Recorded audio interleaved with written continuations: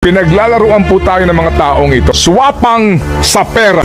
Are lawmakers out of their minds? Pinakagahaman, mga salita na ako po'y kinikilabutan. Mga kapatid, di po biro ito. Ito'y insulto sa katalinuhan ng mga Pilipino. Tingnan po ninyo yung corruption dito sa bansang ito. Nalulunod na tayo sa corruption. Magkano ang ginagasta ng ating bansa araw-araw? You have an idea. 15.8 billion pesos every day. Magkano naman ang ating kinikita araw-araw? 11.7 billion pesos. So gumagasta tayo ng mas marami kaysa sa kinikita natin. Anong deficit?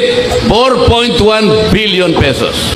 Yan po ang inuutang natin araw-araw. 4.1 billion pesos or about 270 million pesos every hour. Bagsak. Magkano na po yung ating utang? 16 trillion pesos.